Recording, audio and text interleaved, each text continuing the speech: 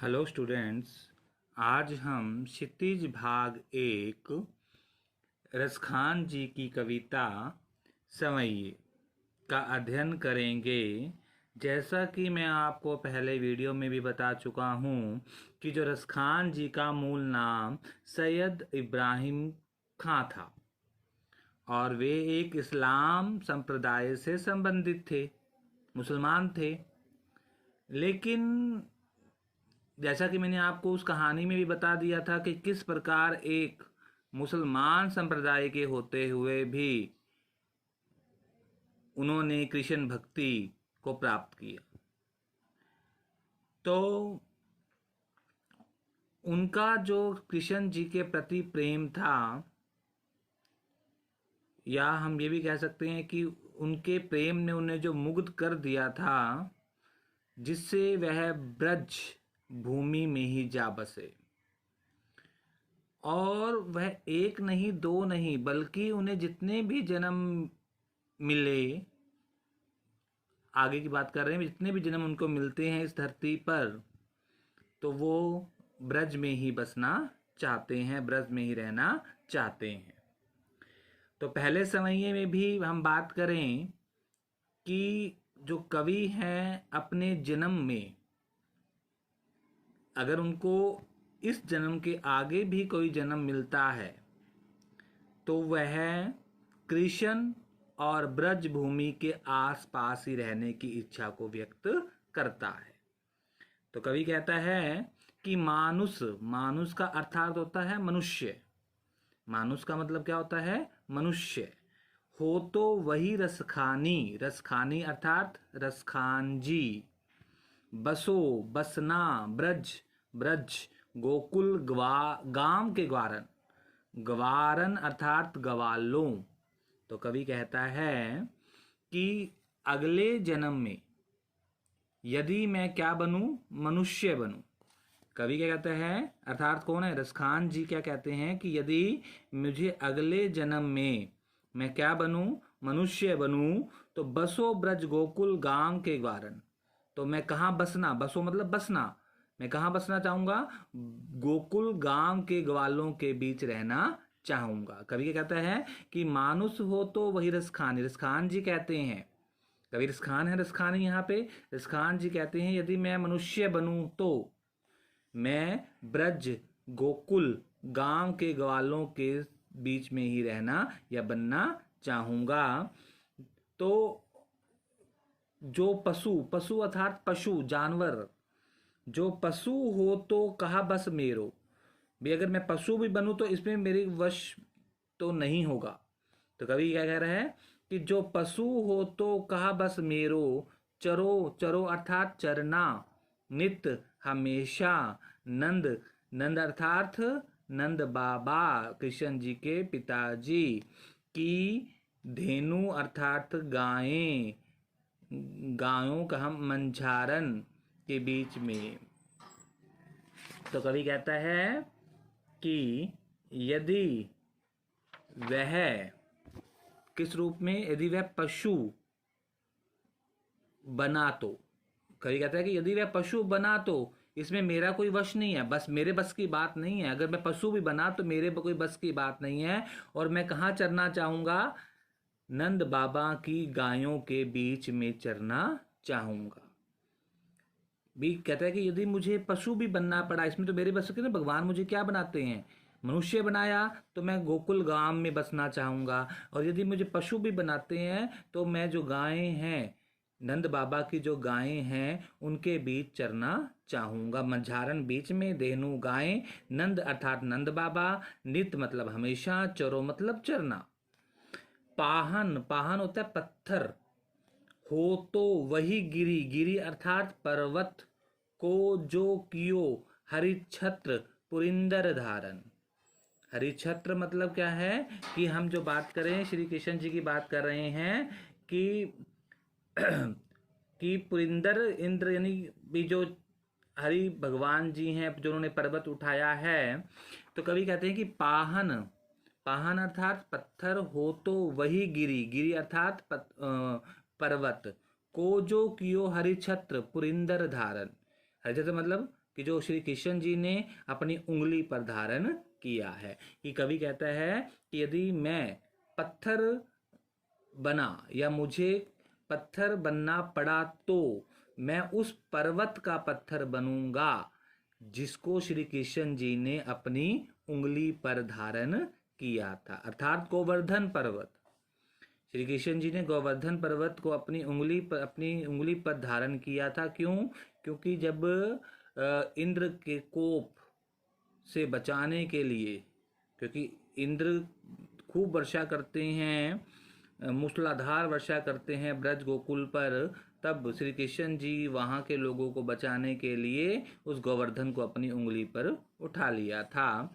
जो खग, अब जो मतलब जब खग अर्थात पक्षी हो तो बसेरो करो, बसेरा मतलब रहना या मुझे घर बनाना है, बसेरा करना है, करो मिली कालंदी कूल कदब की डारन, कि यदि मैं पक्षी बनूं तो बसेरा कहाँ करना है मुझे? कालंदी का मतलब क्या होता है? यमुना नदी। कालंदी मतलब यमुना नदी, कूल अर्थात किनारा, कदम्ब एक पेड़ होता है यमुना तट पर है, और डारन अर्थात डालियों। तो कवि कहता है कि यदि मैं खग बनूं, पक्षी बनूं, तो मेरा बसेरा कहाँ हो? कालंदी, यमुना नदी, कूल किनारे, कदम का पेड़ की डारन डालियों पर, कि मेरा बसेरा यमुना नदी के पास जो कदम का वृक्ष है उसकी डालियों पर हो। अर्थात क्यों है? क्योंकि श्री कृष्ण जी ने इसी वृक्ष के ऊपर बैठकर मुरली बजाई है। तो कवि का जो श्री कृष्ण जी के प्रति प्रेम है, और वो कहता है कि अगले जन्म में मुझे क्या क्या बनना पड़ा तो मैं हमेशा ब्रज या ब्रज के आसपास ही रहना चाहूँगा। पहली लाइन में मानुष हो तो, अर्थात रसखान जी कहते हैं कि मनुष्य का जन्म हुआ तो मैं जो ब्रज या गोकुल गांव के ग्वालों के साथ रहना चाहूँगा। और जो पशु अर्थात पशु का जन्म मुझे मिलता है तो इसमें मेरे बस की बात नहीं है, तो मैं नंद बाबा की गायों के साथ चरना चाहूँगा। पाहन हो तो वही गिरी को जो कियो हरिछत्र पुरिंदर धारण, और यदि मैं पत्थर बनता हूँ तो उसी गिरी का या उसी पर्वत का पत्थर बनना चाहूँगा जिसे श्री कृष्ण जी ने अपनी उंगली पर धारण किया। और जो खग हो तो बसेरो करो मिली कालंदी कूल कदब की डारन, और यदि मैं पक्षी बनूं तो उसी वृक्ष का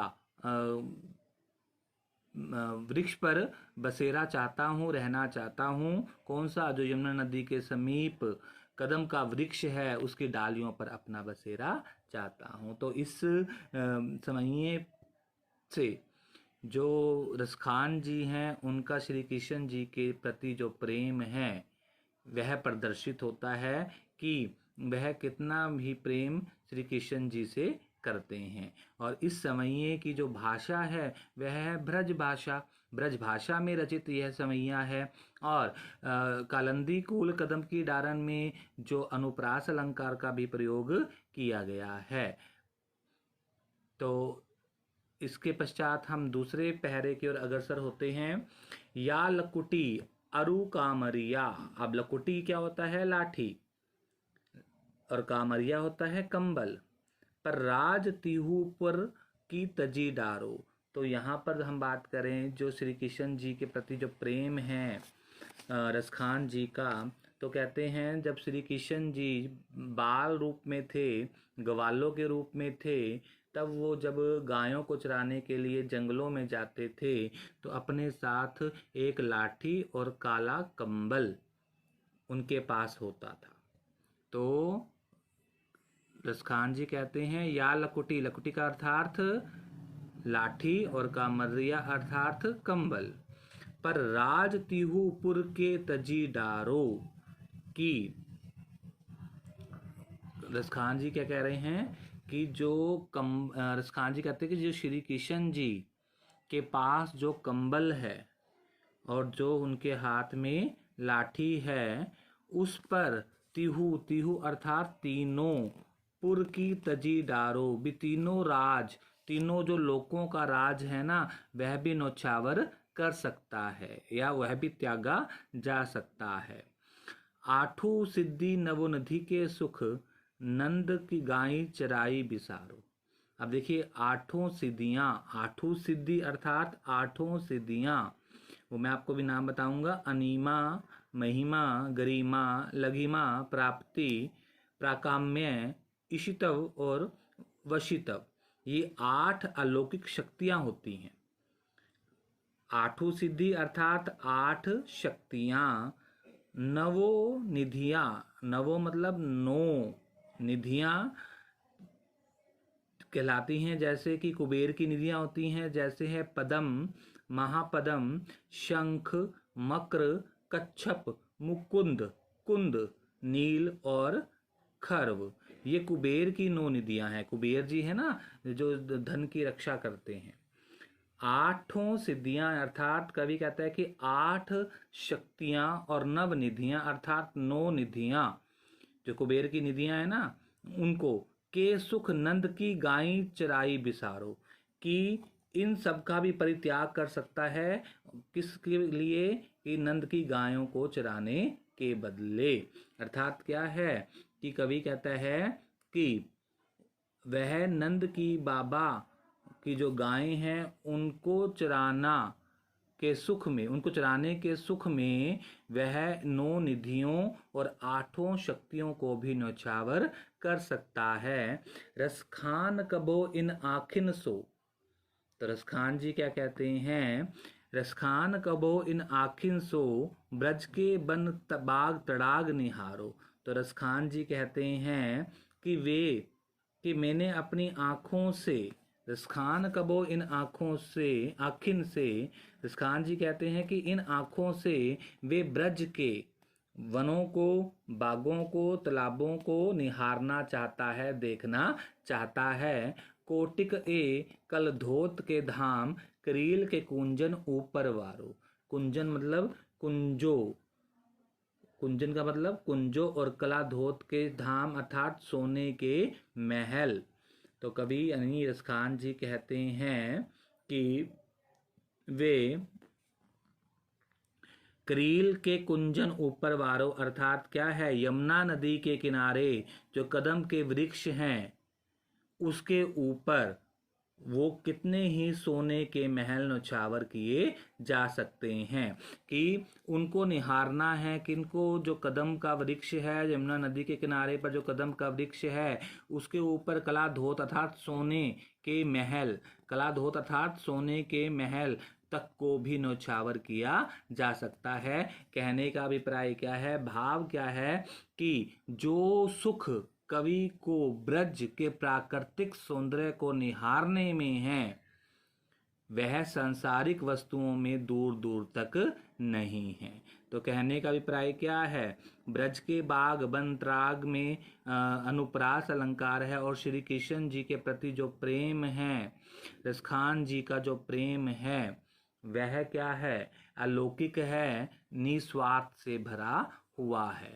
लकुटी का मतलब लाठी, कामरिया कंबल, राज तिहु, तिहु मतलब तीनों राज, तीनों लोकों का राज, इन पर वो निछावर कर सकता है। किसके ऊपर? लाठी और कंबल पर। आठों सिद्धि मैंने आपको बता दिया। नवनिधि, आठों सिद्धि मतलब 8 शक्तियाँ, जैसे अनिमा, महिमा, गरिमा, लघिमा, प्राप्ति, प्राकाम्य, इशितव और वशितव, ये 8 अलौकिक शक्तियाँ होती हैं। और 9 निधियाँ अर्थात पदम, महापदम, शंख, मक्र, कच्छप, मुकुंद, कुंद, नील और खर्व, ये कुबेर की निधियाँ हैं, कहलाती हैं। और कभी इनको भी त्यागना चाहता है, किसके भी? यदि उसको जो सुख कहाँ मिल रहा है? ब्रज में नंद बाबा की गायों को चराने में। तो सभी बच्चे इन दोनों पहरों को अच्छी तरह से पढ़ेंगे।